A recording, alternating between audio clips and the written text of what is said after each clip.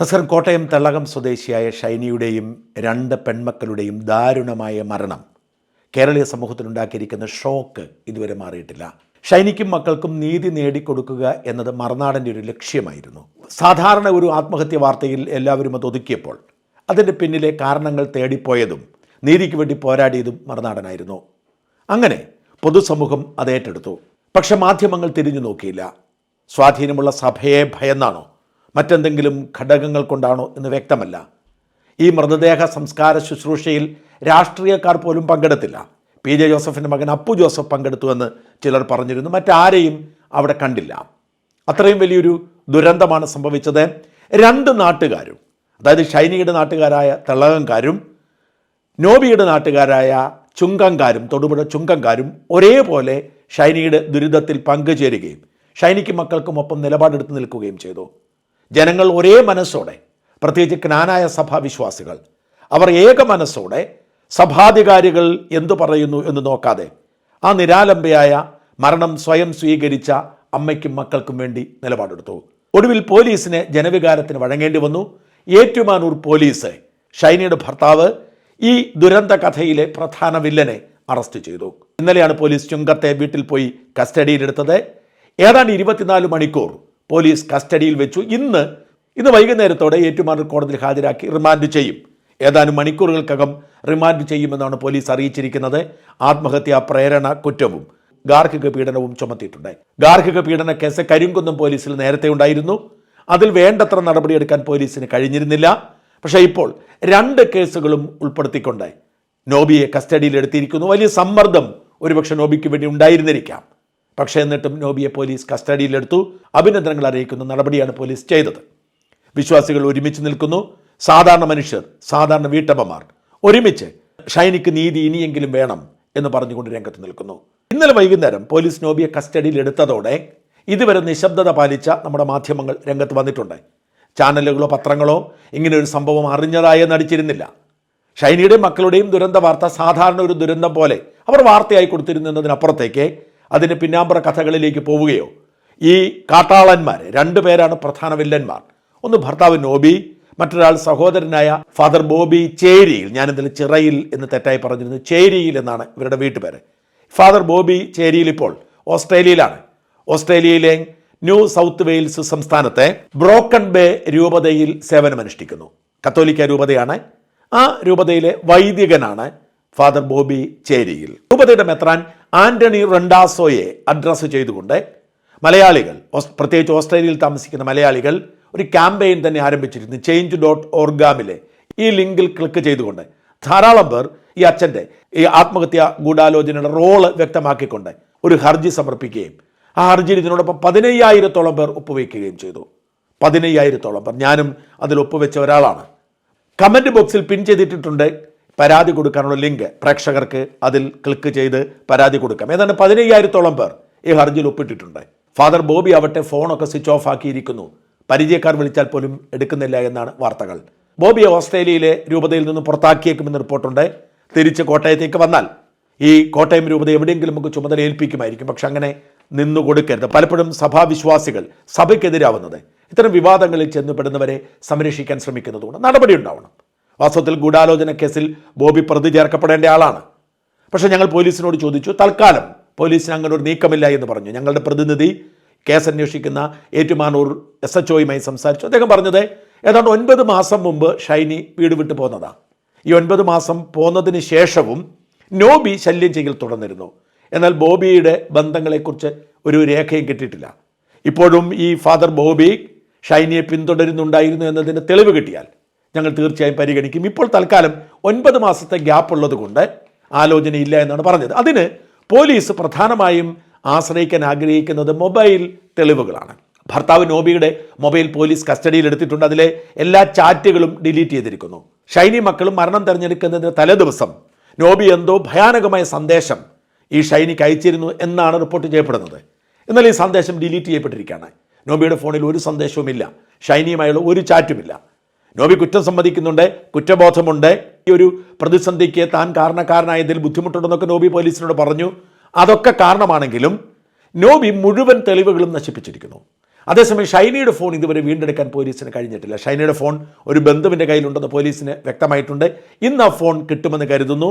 ഷൈനിയുടെ ബന്ധു ആ ഫോണിലെ വിശദാംശങ്ങൾ, നോബിയുമായുള്ള ചാറ്റ് ഡിലീറ്റ് ചെയ്തോ എന്നത് നിർണായകമാണ്.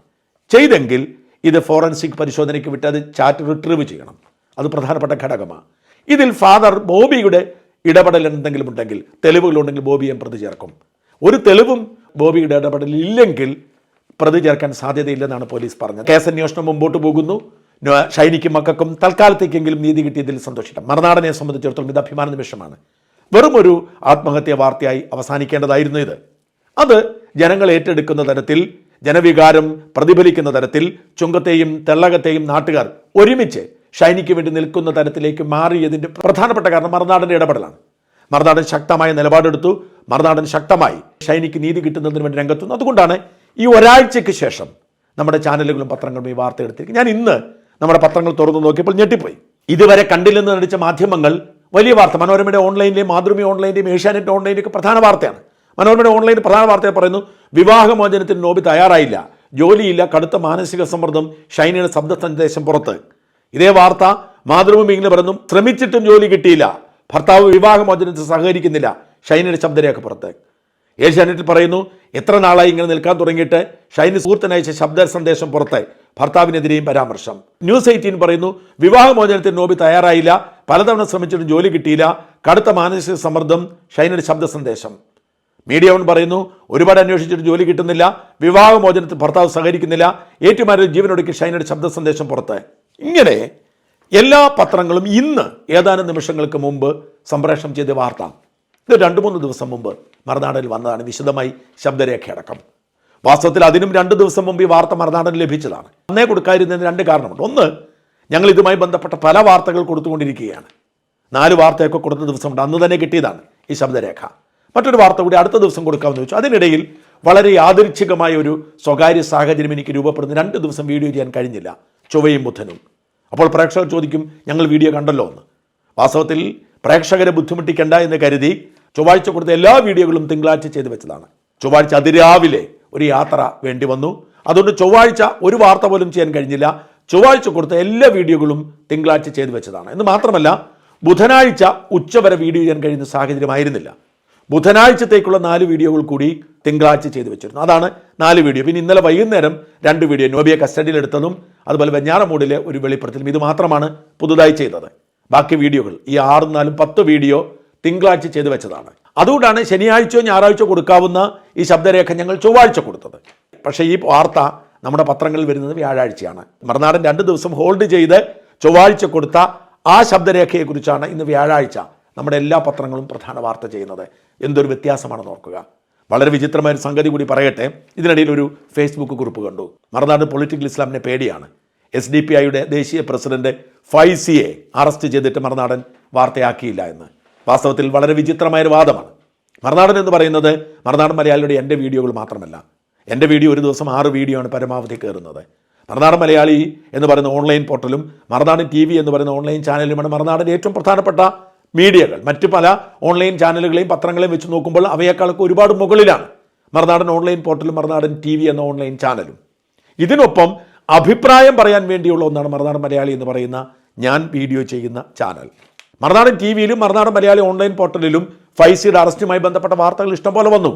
ഇവരാരും അത് ശ്രദ്ധിച്ചില്ല. മറ്റ് ഓൺലൈൻ ചാനൽ വെച്ചുമ്പോൾ അതിനേക്കാൾ എത്രയോ കൂടുതൽ വാർത്തകൾ, എത്രയോ ജനപ്രിയമായ വാർത്തകൾ ഞങ്ങൾ കൊടുക്കുന്നു. എൻ്റെ പ്രതികരണം വരാതിരിക്കാൻ കാരണം എൻ്റെ വ്യക്തിപരമായ സാഹചര്യം കൂടി എനിക്ക് 2 ദിവസം വീഡിയോ ചെയ്യാൻ കഴിഞ്ഞില്ല.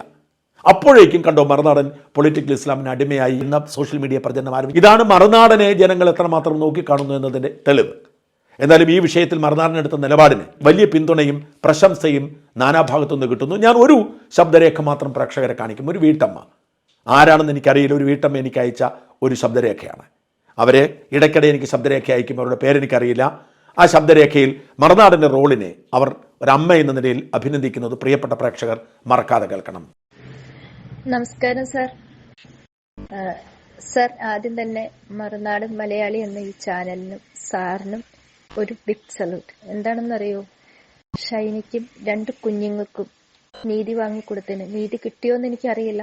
പക്ഷെ അവരുടെ ഭർത്താവിനെ അറസ്റ്റ് ചെയ്തത് മറുനാടൻ മലയാളിക്ക് 100% മറുനാടൻ മലയാളി എന്നുള്ള ഒരു ചാനൽ ഉള്ളത് കൊണ്ട് മാത്രമാണ്.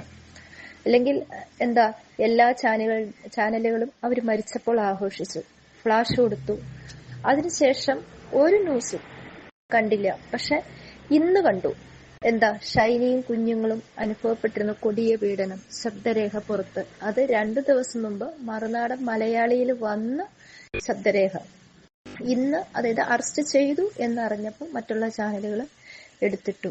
സർ, പറയാതിരിക്കാൻ പറ്റില്ല. എന്താ വെച്ചെന്നാല് ഒരുപാട് കേസുകൾ മറുനാടൻ മലയാളിയിലൂടെ അങ്ങ് തെളിയിച്ചിട്ടുണ്ട്.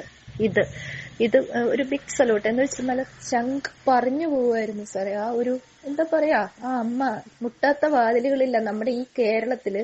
ഒരു ജോലിക്ക് വേണ്ടിയിട്ട് 2 കുഞ്ഞുങ്ങള്, പെൺകുഞ്ഞുങ്ങള് 2 എണ്ണം.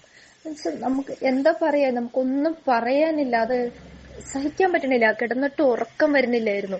അവനെ കയ്യിൽ കിട്ടിയ കൊന്നു കളയണം എന്ന് വരെ തോന്നിയിട്ടുണ്ട്. പക്ഷെ സാറിന്റെ ഈ ചാനല് എന്താ പറയാ, 1/2 മണിക്കൂറിലെ 10 മിനിറ്റ് ഇടപെട്ടെന്നുള്ള പോലെ സാർ ഓരോ ന്യൂസും കൊടുത്തു. Big salute sir. അതായത് മലയാളികൾ എവിടെയുണ്ടോ അവിടെയെല്ലാം ഈ മറുനാടൻ മലയാളി എന്ന് പറയുന്ന ഈ ചാനല് മലയാളികൾ ഇത് കാണുന്നുണ്ട്, കേൾക്കുന്നുണ്ട്.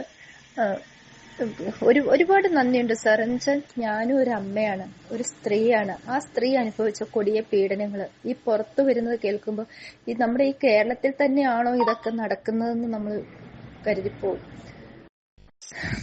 എന്തായാലും സാറിന് ഒരു വലിയ നന്ദി സാർ. ഇതെങ്കിലും പറഞ്ഞില്ലെങ്കിൽ ശരിയാവില്ല. ഞാൻ സാറിന്റെ വീഡിയോയുടെ അടിയിൽ ഞാൻ ഇതേ കമന്റ് തന്നെ ഇട്ടിട്ടുണ്ട്. ഈശ്വരൻ എന്നൊരു ശക്തി ഈ പ്രപഞ്ചത്തിൽ ഉണ്ടെങ്കിൽ ഇതിന്റെ ഗുണം സാറിന്റെ മക്കൾക്ക് കിട്ടും, സാറിന്റെ കുടുംബത്തിന് കിട്ടും. സാർ അത്ര വലിയൊരു കാര്യമാണ് ചെയ്തേക്കുന്നത്. അത്ര വലിയ, എന്നെ സംബന്ധിച്ച് എനിക്ക് ഭയങ്കര സന്തോഷമാണ്. എന്നെ പോലെയുള്ള ഒരുപാട് സ്ത്രീകൾക്ക് ഇത് ഒരുപാട് സന്തോഷമാണ് സാർ. ഒത്തിരി സന്തോഷമായി. എന്താ വെച്ചാൽ ഈ അവര് എവിടെയോ എങ്ങനെയോ മാഞ്ഞു തേഞ്ഞു പോകാവുന്ന ഒരു ഫ്ലാഷ് മാത്രം വന്ന് കടന്നു പോകാവുന്ന ഈ ഒരു ന്യൂസ് അങ്ങ് വീണ്ടും വീണ്ടും വീണ്ടും അവരുടെ വീട്ടിലും എല്ലാം ചെന്ന് ഇത് കവർ ചെയ്ത് ജനങ്ങളിലേക്കും അധികാരികളിലേക്കും എത്തിച്ച മറുനാടൻ മലയാളി മാത്രമാണ് സാർ.